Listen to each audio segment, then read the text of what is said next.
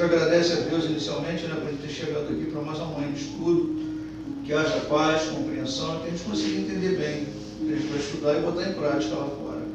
Vamos lá, Carlos. Vamos sim do livro Momento de Felicidade, ditado pela Joana de Ângeles, psicografado pelo Divaldo Franco. Teoria e prática. O conhecimento liberta da ignorância. Todavia, somente a sua aplicação liberta do sofrimento. Há uma expressiva diferença entre a teoria e a prática em todos os segmentos da humanidade. A teoria ensina, porém a prática afere o valor. A prática afere o valor. Não basta saber, é imprescindível utilizar o que se conhece. O conhecimento, em verdade, amplia os horizontes do entendimento.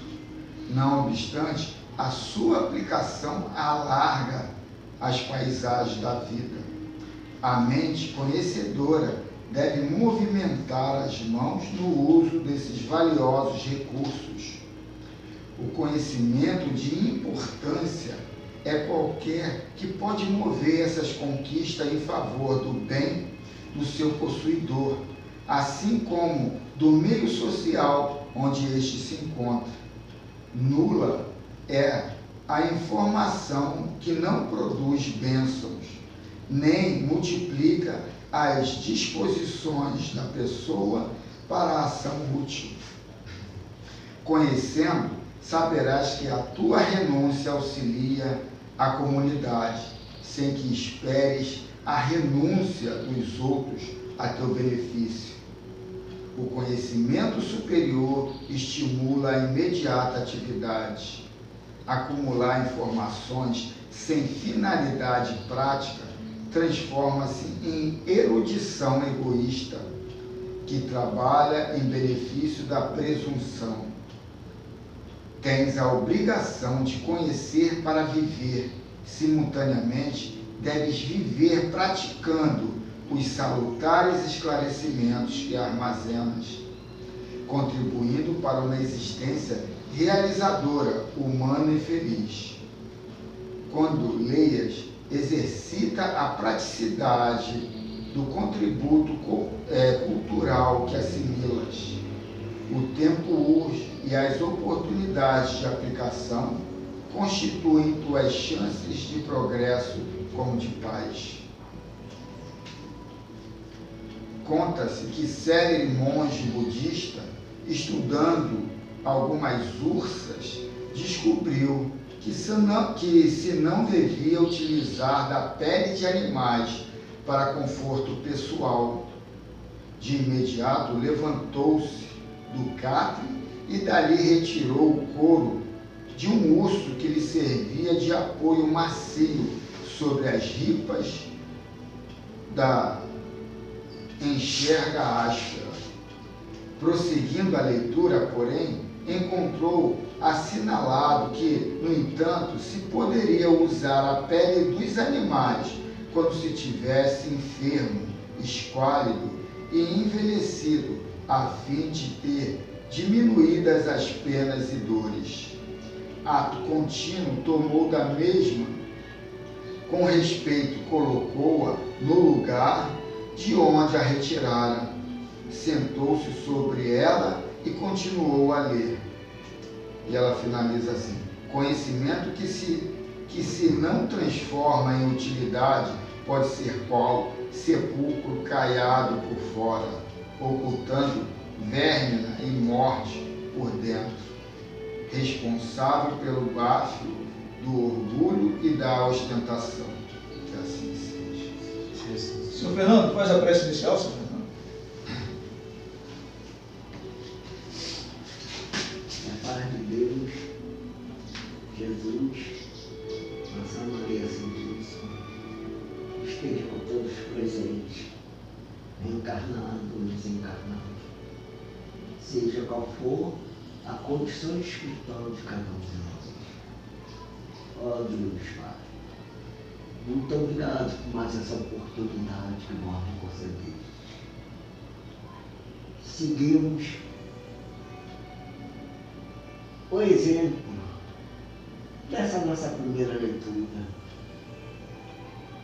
que nós possamos botar em prática a teoria positiva. Enfim, não fazer igual ao outro que prega o bem, mas sai dali pregando mal. Nunca faz o que dá exemplo, fazer o contrário. Enfim, Deus, que nós possamos seguir o caminho que vós nos conduziu para que nós seguimos antes da nossa reencarnação. Que muitas vezes nós reclamamos disso e daquilo. Reclamamos quando sentimos calor. Reclamamos quando sentimos frio. Enfim, mas nós esquecemos de agradecer tudo isso. Porque através dessa oportunidade que nós estamos tendo, nós temos que parar e pensar que nós estamos tendo a oportunidade de melhorar a nossa condição espiritual. Enfim, Deus. Mas os próprios homens, os seus filhos daqui da terra, que aqui habita, estamos fazendo o contrário dessa oportunidade como vós estamos concedendo. Mas, Deus, temos fé que isso tudo vai mudar para a seara do bem, para a seara do amor, para a seara do Pai. Que vós é o Pai, não é Filho. Vós é o protetor de todas as causas primárias. E que assim seja, possamos passar a palavra ao nosso irmão que dirige o trabalho da manhã de hoje, nessa casa de amor, de paz e tranquilidade de Geraldo de Aquino. Que assim seja. Que assim seja.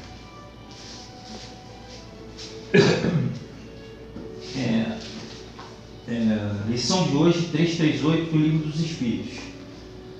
A pergunta é: se acontecesse que muitos espíritos se apresentassem para tomar determinado corpo destinado a nascer, que é o que decidiria sobre qual deles pertenceria ao corpo? A resposta: muitos podem pedi-lo, mas em tal caso Deus é quem julga qual o mais capaz de desempenhar a missão a que a criança se destina. Porém, como já eu disse, o espírito é desligado antes que soe um instante em que haja de unir-se ao corpo. Tá, João, vamos só mudar aí a frase final. Porém, lê com calma. Porém, como já eu disse, o espírito é designado antes que soe um instante em que haja de unir-se ao corpo. Então vamos lá. Carlos, só um minutinho para não fugir, não vou ocupar muito tempo não. Mas o que ele acabou de relatar é que os espíritos, ou o espírito, como queira, pelo que eu conheço, eu mesmo, individualmente, sei que tem um planejamento.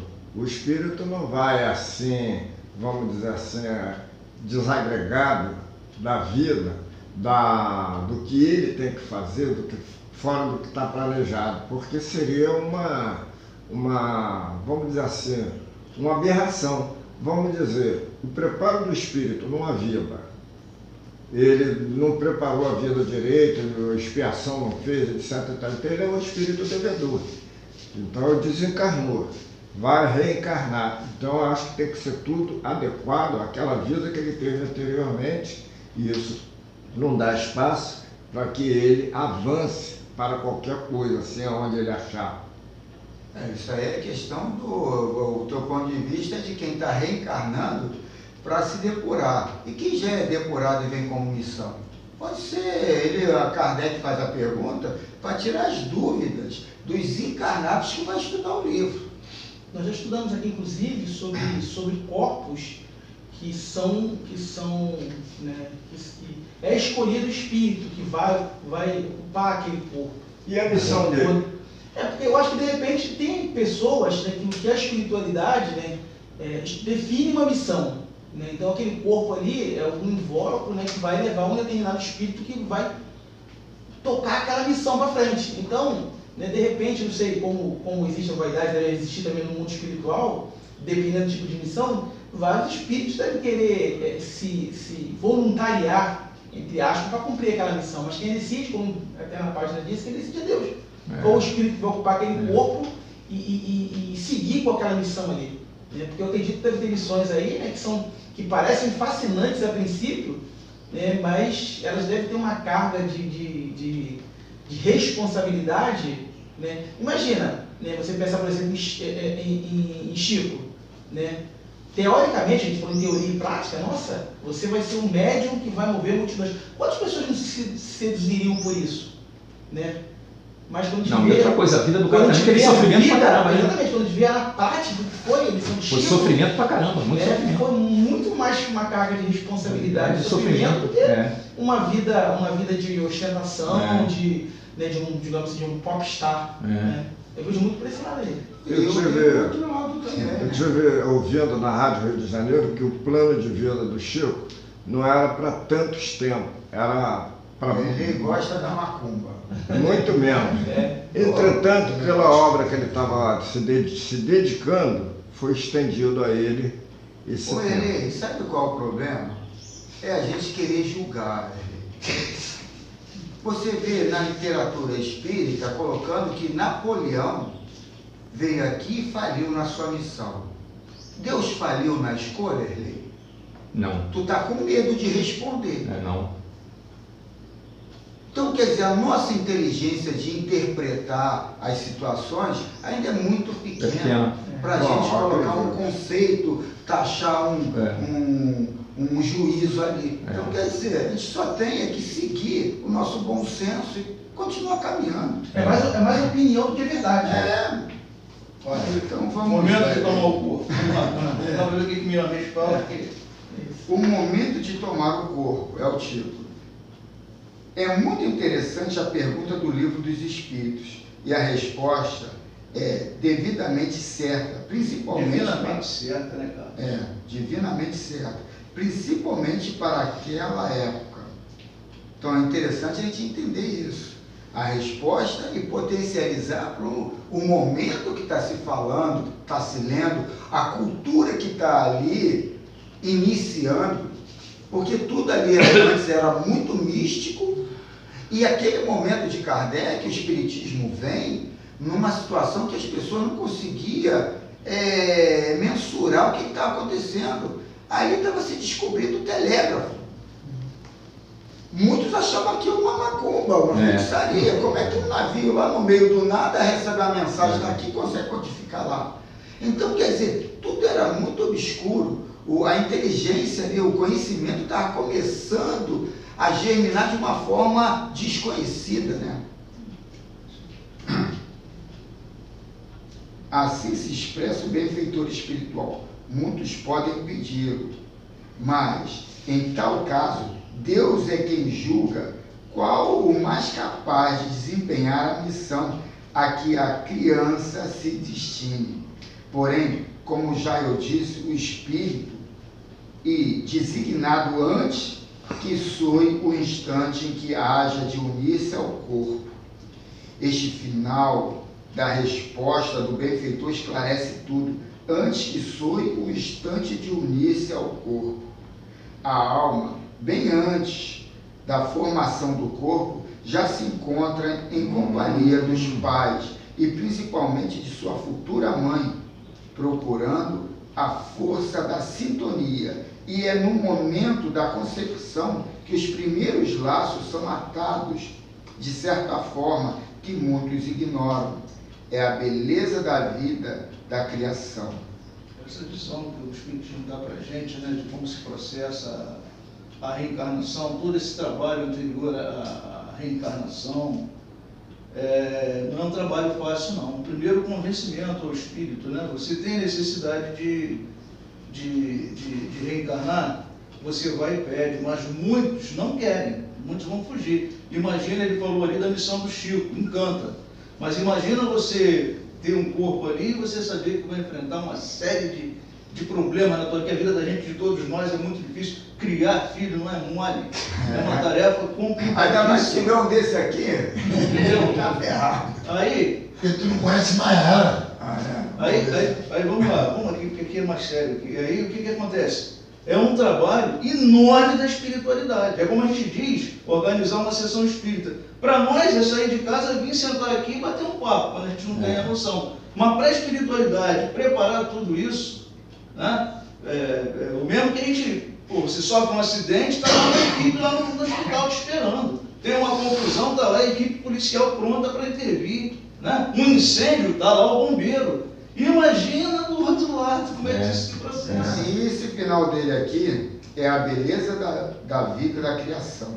A gente também deveria ter essa visão ou essa conotação da beleza do desencarne.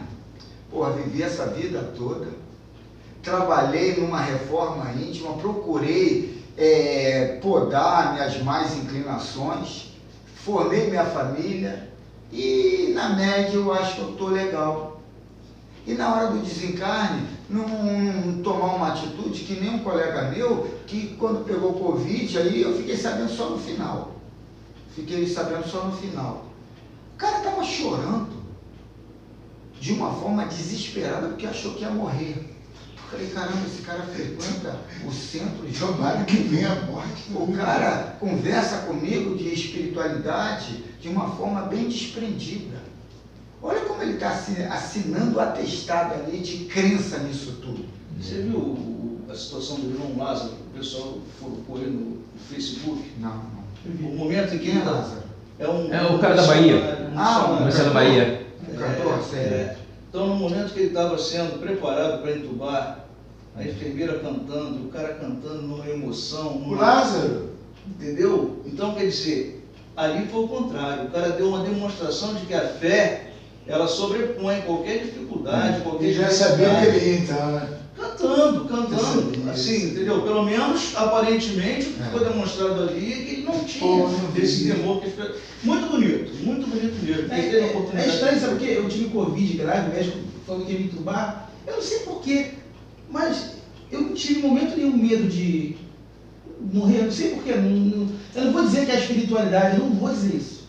Mas alguma coisa me dizia que eu ia sair daquela situação. Não sei porquê. Só tem medo da morte quem anda errado. Quem anda certo não tem medo da morte, não. Não é isso não. Não, a realidade é essa. Quem anda certo não tem medo da morte, não.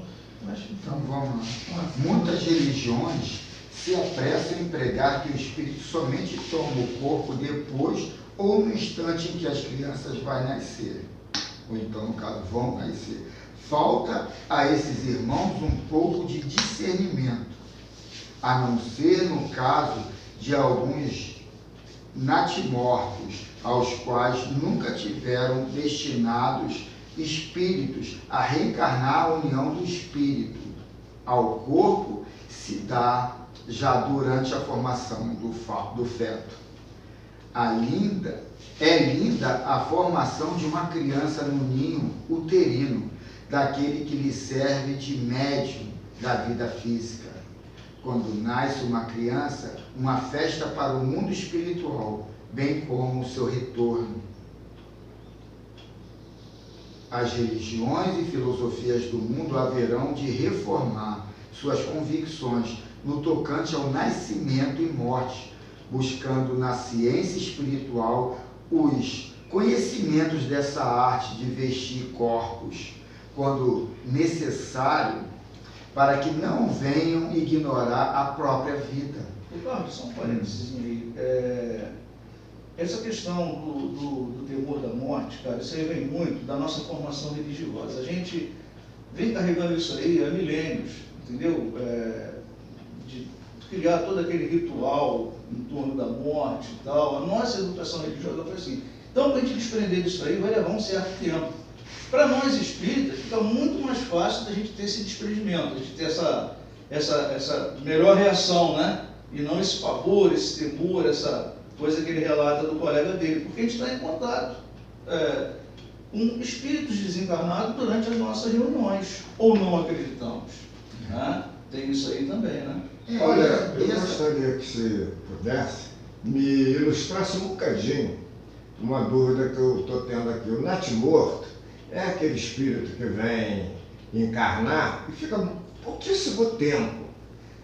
Então, na espiritualidade ele estaria recepcionado? Não, o natimorto não. O natimorto é um corpo que foi criado por uma prova dos pais. Os pais passaram por uma prova de alguma maneira, né? O que você falou aí é do espírito que reencarna e desencarna. Aquele ali não, aquele ali teve todo o processo normal. Então, mas ele disse que foi recepcionado na espiritualidade. Não, ele, olha só, vou repetir aqui. Você é que não entendeu o que estava sendo escrito aqui, ó. A não ser no caso de alguns natimortos, aos quais nunca estiveram destinados espírito a reencarnar, a união do espírito ao corpo. Já se dá, durante a formação. Então, durante a formação. Pegando aqui o gancho aqui do Valdemir, o problema todo dessas crenças é exatamente o que aconteceu aqui agora. É uma interpretação duvidosa e depois fechar aquilo. Tem muitas passagens na Bíblia que te coloca como um negociante de situações. Eu falei aqui, não sei se eu falei foi ontem ou semana passada, do bom ladrão que está lá do lado da cruz e bajula o Cristo em cima. Ele não fez nada e está aqui. Não vejo nem por bajulação, mas um fato, né? Mas se colocou ali de uma forma já assim reformada, comparando com o outro. Mas quem está de fora fala, pô, mas ele roubou, matou, estuprou, sei lá qual foi o delito dele. Para ser crucificado é que fez coisa bem brava. E foi de uma forma só negociando, bajulando com o Cristo fala, hoje mesmo a gente se encontrará no paraíso. Isso condiciona quem está ali na plateia a formar uma opinião de que, pô, esse foi malandro. Esse foi malandro. Na hora da dor, soube negociar de uma forma a se colocar como um coitadinho. Isso gera toda uma prostituição, uma corrupção de atitudes. Na hora eu desenrolo. Mas é preciso ter muita visão e ter leitura do conhecimento para poder entender que a natureza não dá salto. E o Cristo não ia berrar a natureza. E aí, o Cristo fez o que então, ele? Cristo viu. Eu acho que, inclusive, o Cristo foi colocado entre bandidos muito mais para querer, muito mais para os romanos, né? Querer, assim, colocá-lo como bandido também. Então, quando você coloca Cristo entre bandidos, para a população que está de fora, ele é tão bandido quanto aqueles que estão ali. Sim, mas não foram os romanos que quiseram criar esse apelo em cima da imagem do Cristo. Foram os religiosos para não perder. E o livro do Ramatiz coloca que é que nem quando a gente faz uma passeata, quando faz uma passeata aqui no centro da cidade, e começa ali numa causa até plausível. Mas aí chega junto ali os black box, ele coloca que teve saques. Quando ele vem num jumentozinho, houve saques, houve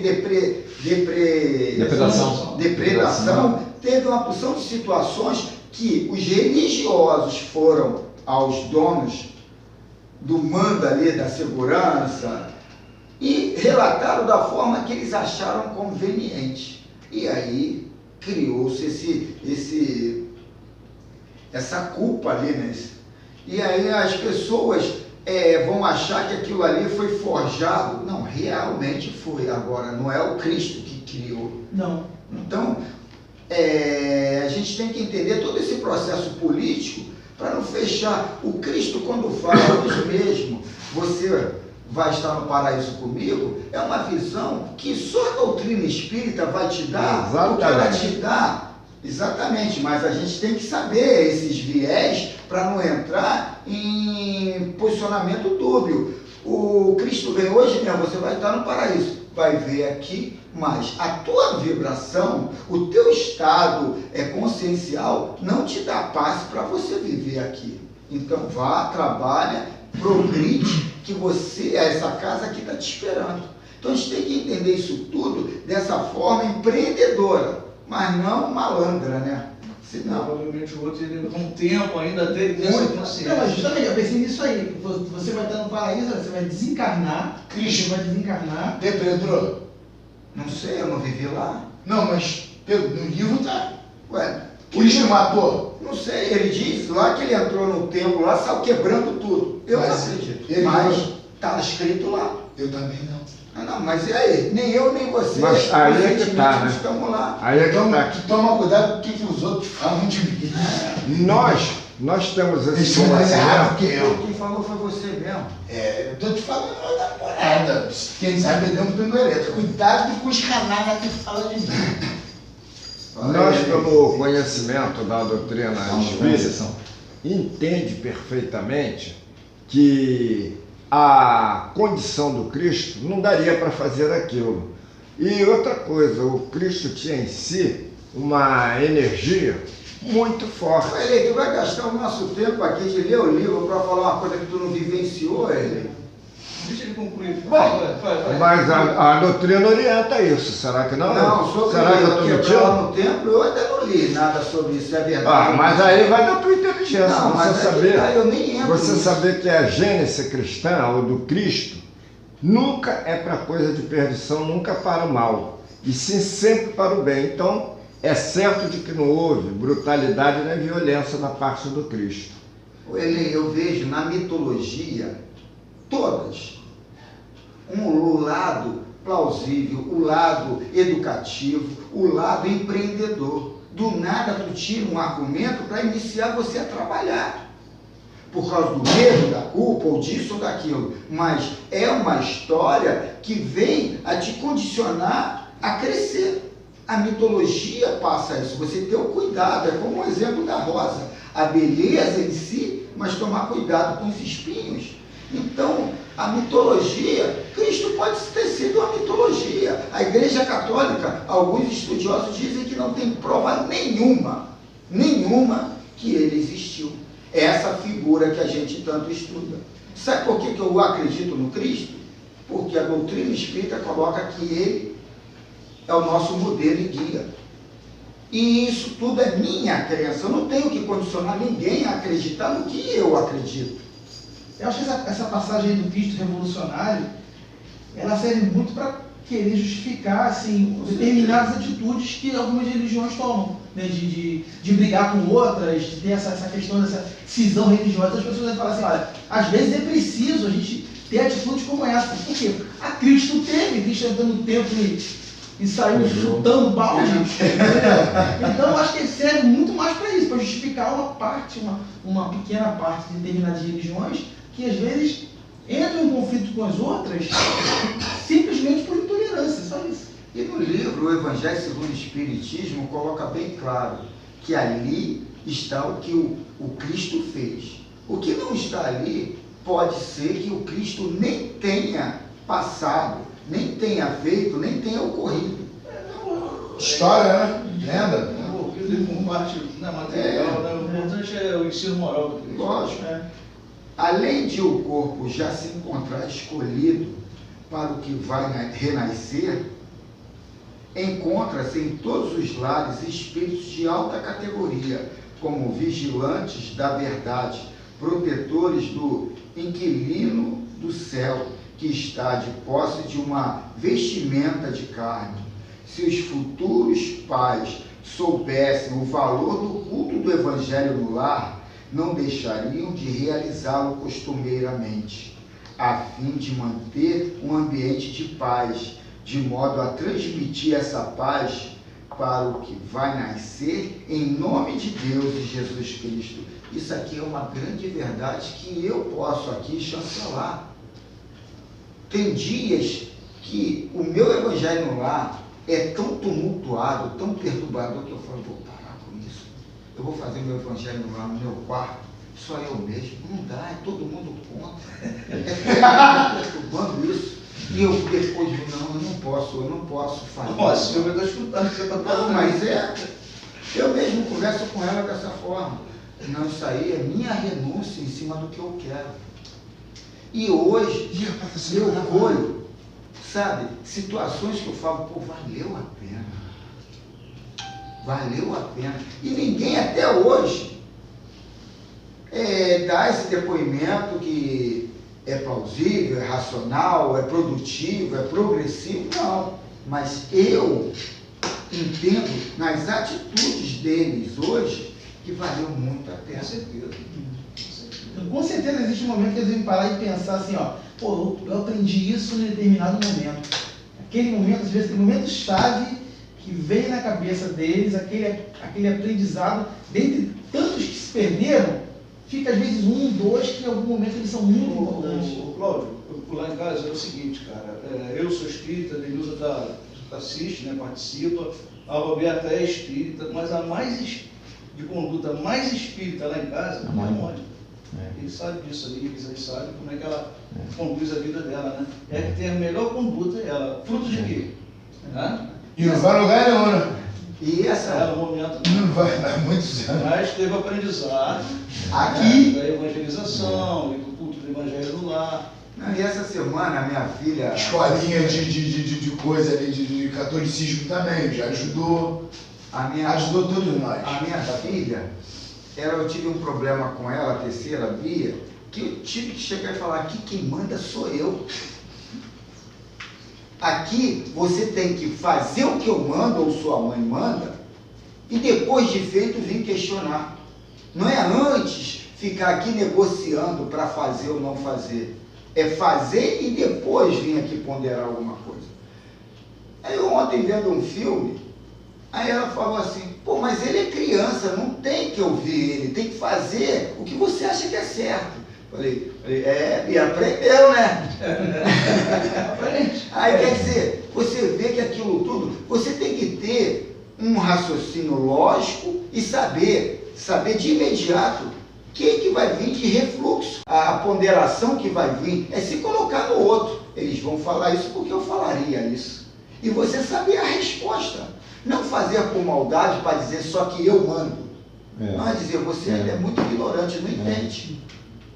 É que a gente foi criado, né, de certa forma, sobre isso, esse signo da autoridade. E às vezes a gente acha que exercer autoridade é uma coisa muito ruim. Mas é necessário. É necessário. Exercer autoridade é necessário. Às vezes, a omissão nesse aspecto aí, gera consequências muito mais graves do que você chegar lá e falar, não, eu estou mandando. Mas por quê? Porque você não precisa entender. Você só faz o que eu estou falando, mais nada. Este pequeno trabalho de falar algo a respeito do Livro dos Espíritos é para despertar muitos espíritas sobre o dever de ler as obras básicas do Espiritismo, pois ele é a fonte de muitas fontes que poderão saciar a nossa sede de conhecimento, desde quando se busca água divina, com honestidade e amor.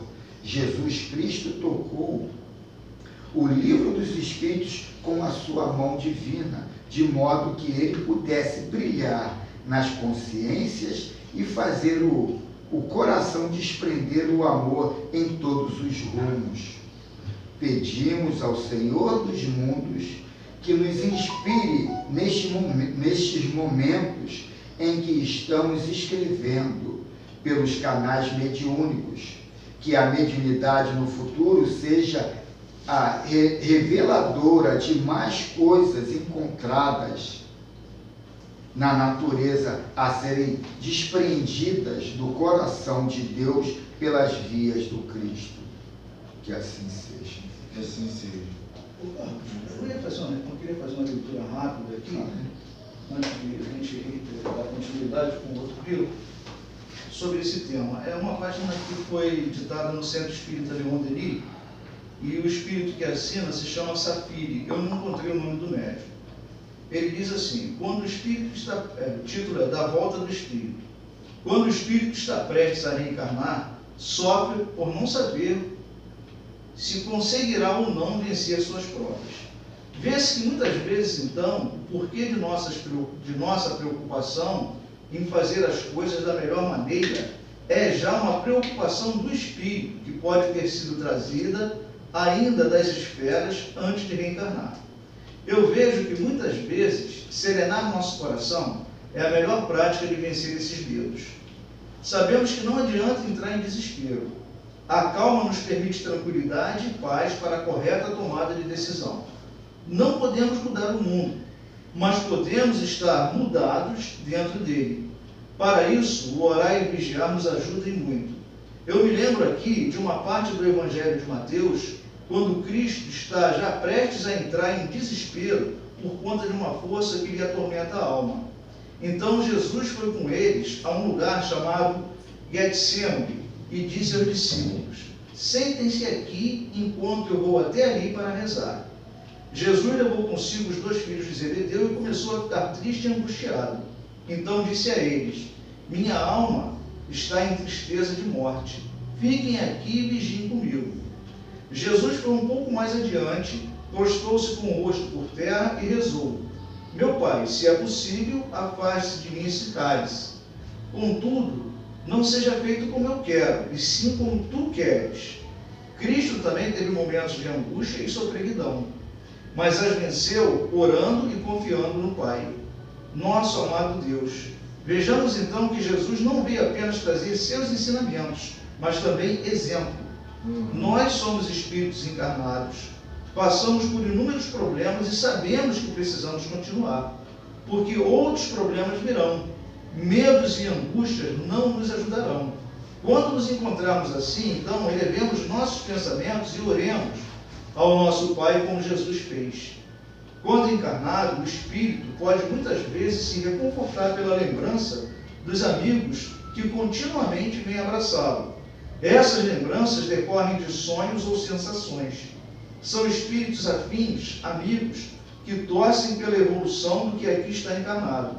Diante das provas que sabe que terá que passar, o espírito pode se recusar, mas sabe que sofrerá muito mais se o fizesse.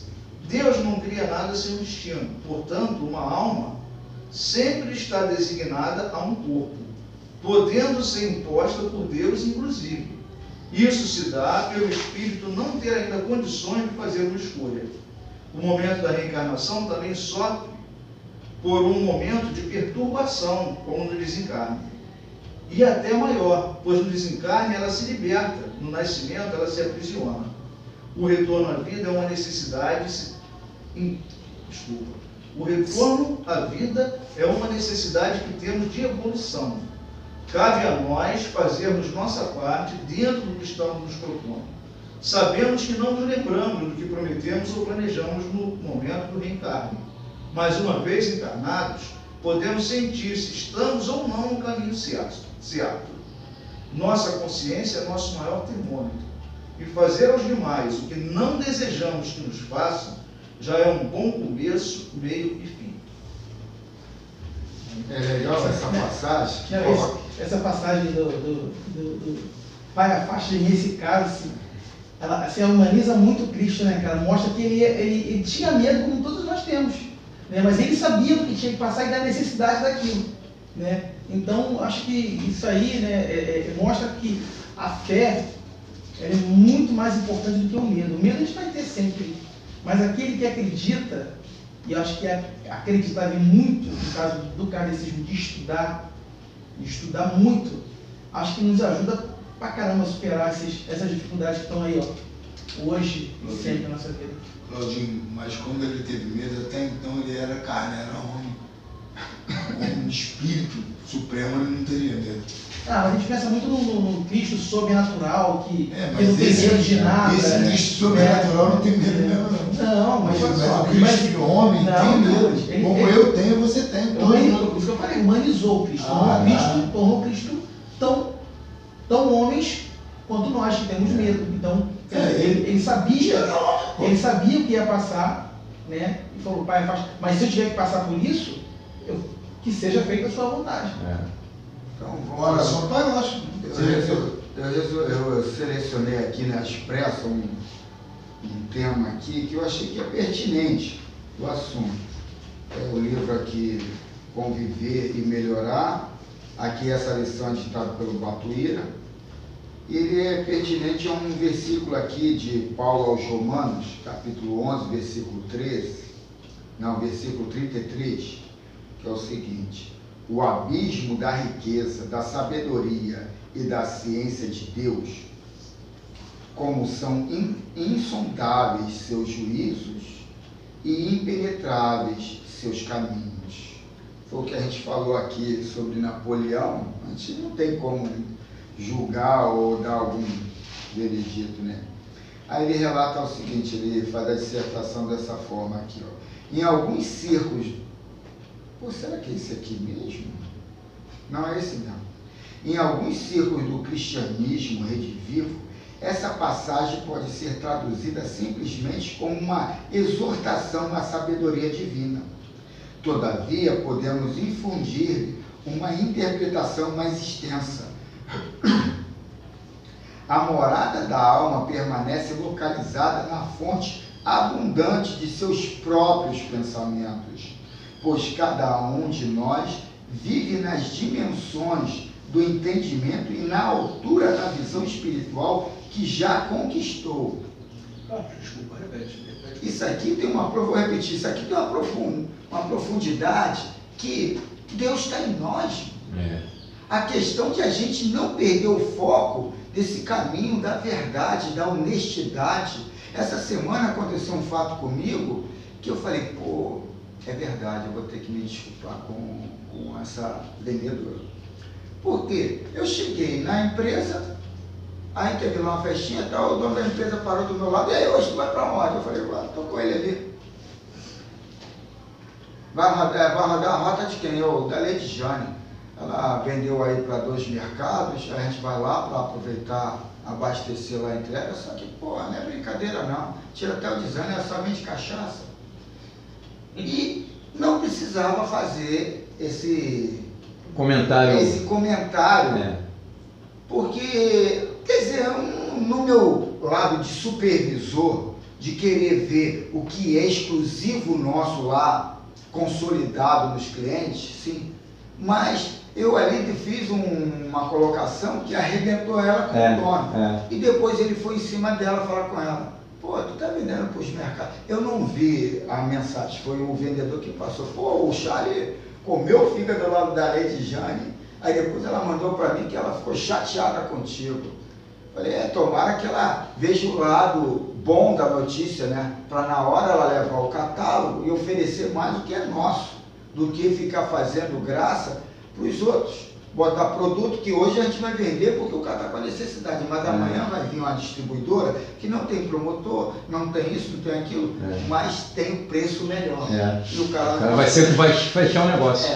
Aí, mas eu falei, pô, mas eu poderia falar isso tudo sem colocar essa maldade de perseguição. Eu achei isso, mas se eu avaliar ali, eu vou ver meu lado, não, isso aqui está correto, que eu sou o supervisor, tenho que fazer isso, mas eu não vi o meu irmão naquela vendedora. Se fosse o meu irmão, eu não falaria daquela forma. E essa situação que a gente tem que entender na hora do diálogo, ou dessa forma de comunicação do grupo, vendo cada um como irmão, não quem está de frente, mas também quem está sendo a resultante do comentário, isso, aquilo, e a gente perde essa noção por causa de um ego. Tu fala, será que eu queria crescer na frente por causa do dono? E isso tudo foi o meu sentimento de ter que se desculpar por ela, porque eu acho que foi. De uma forma até inconsciente, eu já coloquei uma situação que me valoriza na frente do dono. Não foi porque eu fiz um comentário depreciativo da atitude da vendedora. Eu, na hora, julguei isso. O que foi minha intenção maior? Crescer para o dono ou mostrar, apontar uma situação não muito legal Talvez tenha sido apontar uma situação muito legal. Não, mas para mim foi crescer para o dono na minha avaliação. Você foi mesmo? Essa autocrítica é muito importante. A gente tem que estar sempre exercendo ela, porque eu acho que essas próprias situações se colocam para a gente para nos testar o tempo todo. Eu acho que é um caminho que de alguma forma nós traçamos quando nós reencarnamos aqui, né? E são pontos que a gente tem que exercer ali a nossa autocrítica, o nosso livre-arbítrio, porque a gente tem caminhos para seguir. Qual caminho a gente vai seguir? É o caminho fácil de criticar o outro e ganhar pontos com A, com B ou com C, ou o caminho mais difícil, que é procurar entender o outro, conter os nossos instintos, como dizia lá Roberto Jefferson, mais primitivos mesmo, porque é crítica, cara. Crítica ao outro é a coisa mais fácil de fazer. Botar o outro para baixo, ainda mais quando a gente está numa posição confortável de estar vendo tudo de cima, de ter o poder ali de fazer o que você quiser fazer. Né? Então, é um exercício. Eu tenho procurado cada vez mais fazer isso, sabe? Eu sempre falo muito no meu trabalho, eu falo assim, eu quando saio falo, faço uma peça mesmo, Deus, me dê o poder que hoje eu tenho para fazer muito mais o bem do que o mal, porque fazer o mal, cara, é uma coisa tão fácil. É tão fácil, sabe? É a coisa mais fácil do mundo. Parece que o instinto que é natural do ser humano é você, em vez de ajudar, você atrapalhar. Parece que é isso. Eu vejo assim no meu entorno uma coisa assim tão forte que às vezes eu me sinto assim meio peixe fora d'água, porque eu comecei a procurar mudar a mentalidade para isso, para por que não ajudar? Por que não ajudar? Sabe? Que é mais fácil ainda. Às vezes não. Às vezes é mais difícil você ajudar, por incrível que pareça. Então vamos É só continuar. querer. Vou repetir aqui, ó. A morada da alma permanece localizada na fonte abundante do seu próprio pensamento, pois cada um de nós vive nas dimensões do entendimento e na altura da visão espiritual que já conquistou. A natureza não dá salto. Todo aprendiz da experiência humana estagia temporariamente em determinadas estradas, recolhendo ensinamentos específicos. Consoante a sábia conceituação do apóstolo, são insondáveis os juízos de Deus, impenetráveis seus caminhos. Unicamente a luz universal conhece a intimidade dos indivíduos e sabe tudo aquilo que lhe convém aprender e transformar. Claro, a questão da empatia, né, cara, ela é fundamental. E a gente, como espírita, como leitor, né, de espírita, como leitor da doutrina espírita, a gente já compreende isso. Mas daí a praticar, é o que você falou, né, cara, a coisa salta, como saltou contigo, salta comigo, com todos nós que estamos aqui, de momento, porque a gente não é muito do homem velho, a gente é 90% do homem velho. E os 10% do homem novo é que a gente está ouvindo aqui. E a gente tem que aprender a mensagem do Cristo e trabalhar o lado mais difícil da mensagem. Jesus coloca amar até o inimigo, mas a gente vê o inimigo aquele que se declara de frente. Agora, quem é meu inimigo que eu não vejo? Que o meu arquiteto interno, fala que ele é teu inimigo. Aquilo ali é tu. Rebaixando ele, servindo de degrau, você vai subir. No pescoço dele. Você vai subir. Você tem que rebaixar ele. Foi o caso da vendedora, foi exatamente isso. Eu quis rebaixar a vendedora para não me exaltar, mas sim a equipe de promoção, que eu sou o gerenciador. E aí, essa foi a minha visão da minha culpa ali em, no automático, arrebentar com ela para crescer a minha equipe. Então, quer dizer, amar o inimigo é amar a vendedora que não é da minha equipe e que não fez um trabalho legal, mas entendendo o processo. E isso aí que é difícil para a gente, né? Para todos nós. Até identificar que ela é o inimigo. E quando você elimina o inimigo, você também, na prática, está eliminando um possível concorrente que pode tomar outro lugar. Então tem muito isso. Às vezes as pessoas, elas simplesmente eliminam o inimigo porque elas querem se manter ali. E não importa o que seja necessário para poder manter. E você vê que as pessoas, tem gente que quer ver isso, as pessoas agarradas a determinadas coisas, e cara, elas estão dispostas a fazer de tudo que for necessário para se manter ali, ou se possível crescer mais ainda. Agora, olha só, eliminar inimigo. Tu tá vendo teu inimigo, tu quer eliminar ele. Agora, quando ele é invisível, um Judas incolor, como é que tu vai eliminar? Às vezes tá do teu lado. Do inimigo invisível. Aquele que tá do teu lado, eu estou do teu lado, te amo, te beijo, te adoro. Judas é invisível. Ele que vai tomar o teu lugar, tu tem que abrir o olho com o teu amigo, irmão. Mas, Kleber, você tem que entender, Kleber, o seguinte, que o Judas é uma necessidade tua. Tua. Quando eu vejo uma falha em você, normalmente eu tenho aquela falha dentro de mim, entendeu? Quando eu vejo você como meu inimigo, o mal, de repente, não está em você. Tá? Então, o dia que a gente aprender a fazer isso, Não, mas eu aprendi. a coisa lá. Falar é fácil.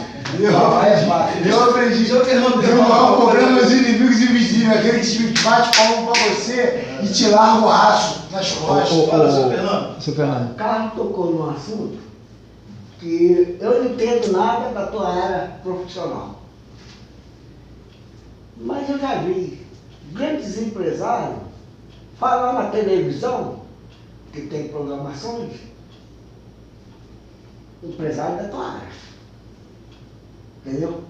Que no Brasil, a bebida carro-chefe das empresas dele é a cachaça.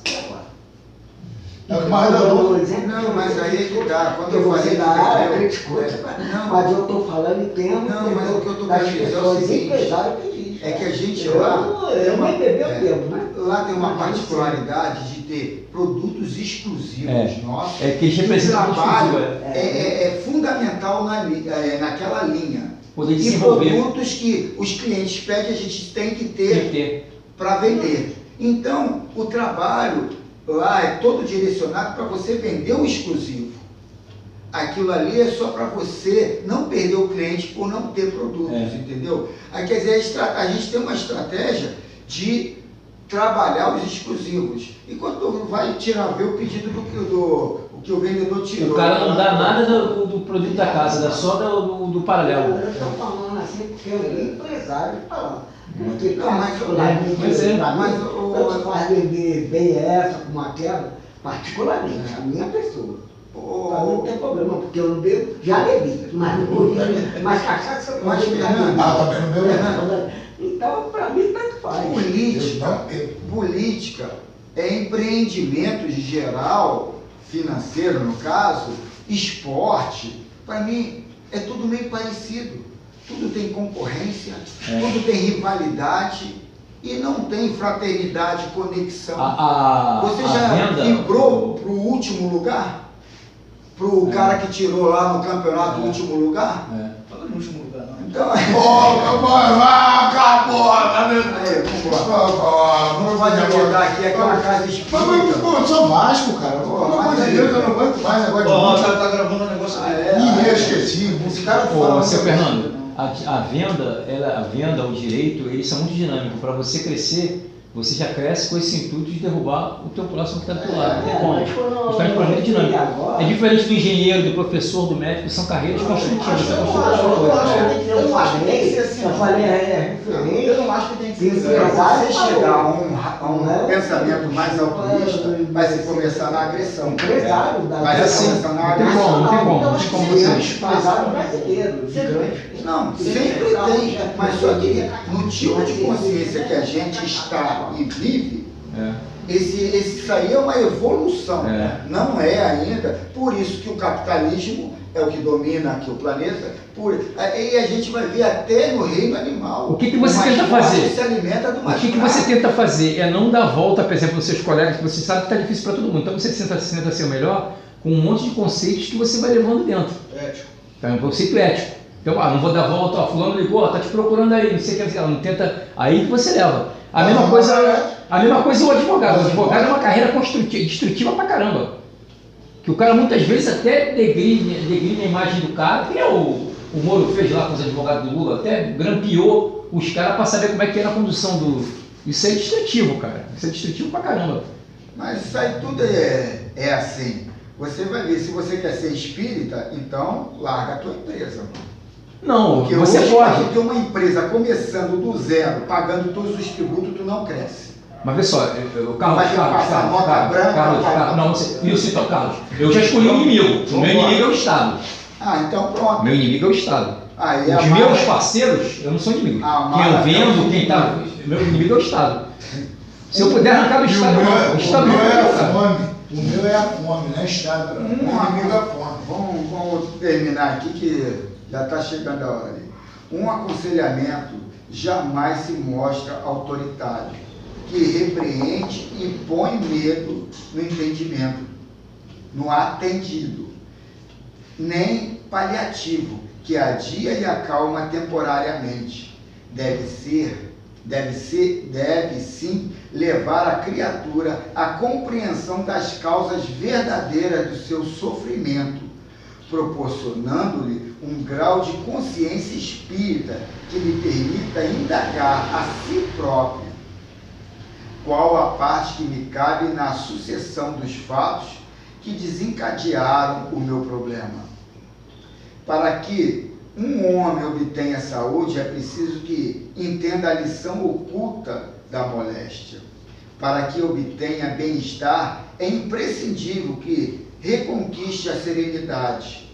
Quantos se adentram nas tarefas socorristas, pedindo novas mensagens espirituais, sem ao menos terem seguido as recomendações das outras tantas recebidas anteriormente? Finalizando, repetimos a feliz expressão de Paulo: são insondáveis seus juízos e impenetráveis seus caminhos. Na triagem da caridade, é indispensável que os instrutores do Evangelho se conscientizem de que a melhor orientação a ser dada é aquela que ajuda nossos irmãos a ver, avaliar e ponderar por si mesmo, no santuário do próprio coração, qual o caminho a seguir ou a opção a escolher, recordando que apenas Deus sabe de tudo em todos. Que assim seja. Que assim seja. Muito bem, meus irmãos. A gente está chegando no final.